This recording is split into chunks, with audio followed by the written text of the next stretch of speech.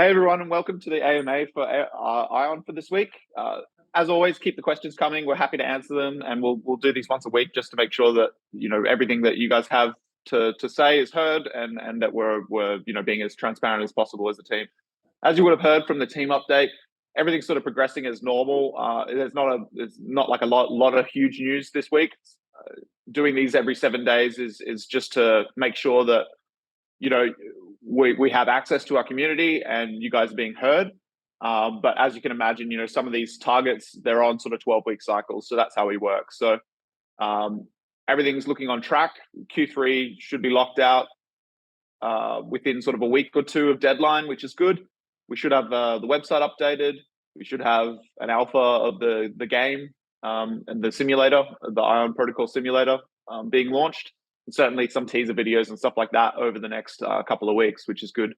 So moving on to the AMA stuff. The first one we've got is from Nick. He says an update on the solar miner on the residential building in LA. Learnings and next steps would be great. That's sort of an ongoing experiment that we're running. So it didn't use a lot of our resource. We're just sort of exploring options for excess power and sort of how that can work into the protocol. We don't have learnings yet. We don't have a lot of data yet.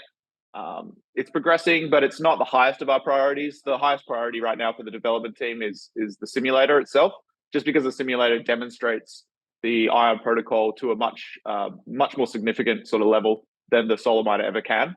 The solar miner is a bit of a side project, so that's sort of the update there, but we're not pushing super hard and we're not dedicating a lot of resource to the solar miner, as you can imagine. So that's sort of an update on that front. Secondly, Nick said, from a generic look feel, I see a lot of progress being made, but none recognizable. An update to the roadmap of the next 6 months would be helpful. Look, it's a good question. Nick, the development roadmap is currently being written. One of the Q3 objectives is to update the white paper and align all of our messaging on the website and stuff like that. So that should all happen at the same time. And the tech team is developing a roadmap right now, like a roadmap taking into account the current projects and projections. And it should be 12 months instead of 6 months. So that's why it's sort of taking a little bit longer than we hoped. We just want to make sure that we've got a proper plan for the next 12 months, which includes sort of the big development milestones along the way. So Sim, our CTO, he'll be able to answer to that, and maybe we'll get him on one of these AMAs in a couple of weeks or over the next few weeks or whatever, just to give you guys an update on that the roadmap. But work's being done on it, and we will have it coming out at some point this quarter, I'd say. How big is the current team? Attracted more developers. So we've got a development team of about 3 people. Phil sort of leads that. Phil from Holochain, he sort of did a lot of development work there, so we're in safe hands. Sim and Mike, they're contributing as well, which is good. Marketing size, we've got a few people there, and then AB and me and Sim sort of as well. So it's a relatively small team, but that's how it always is for these open source sort of projects. Everything's covered between us all though, so we'll grow when we need to grow, and we hire contractors when we need to hire contractors to get extra work done. So the core team's relatively small, I guess, but no smaller than normal cryptocurrency projects in my experience. And then we just go for contractors when we need to get certain work done.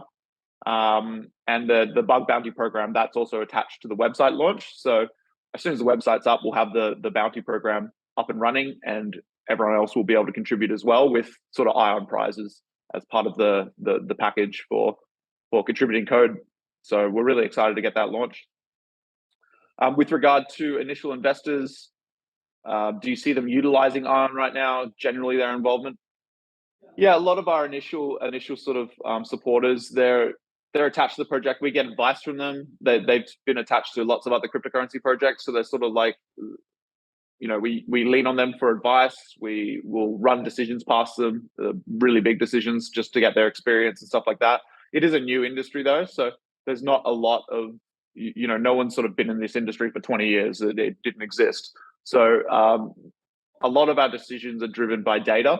That's how we try to make decisions at ION. So it's based off things that have happened in the past and correlations that we can see. And that's how we sort of guide what we need to be doing. But it's year one. We're in the deep development cycle, and everyone kind of knows what they need to be doing right now, and we've just got to achieve it. But it's not something that we can just wake up tomorrow and just cross off, 10 things on our list. These are things that will take time. And one thing that we have done in the past that we noticed didn't work is sort of doing a lot of launch and a lot of stuff at the end of a quarter, or a lot of stuff all at once, and then sort of having 2 months of being in these deep cycles. We're trying to spread that out, so we're trying to have these little wins along the way, to show our development, as opposed to just dumping these big sort of things, once, and then they just kind of get lost in the ether. So we're trying to sort of find a way to work that, and get that going. I understood ION setting up an entity in Dubai. Could you share something about those partnerships and/or expectations? Yeah, the Dubai, we haven't set up an entity per se. We're still exploring that option. That's very possible that we could do it. As you know, sort of the UAE, it's becoming a bit of a crypto hub, and it's a lot of crypto services are spinning up there. And there's some favorable legislation related to cryptocurrencies over there. There's still a pretty strict process for getting tokens assessed and stuff like that before you can, be a token that's traded actively around UAE, or used to plug into those companies. Currently, the partnerships that are on foot, they're more to do with setting up an international entity, or just acting in our own entity right now and then connecting to Dubai companies and stuff like that. Certainly, it'd be easier if we had an entity set up in Dubai, but it's something that it's on the table. We haven't fully looked at all the pros and cons yet and made that assessment as to whether that's going to happen.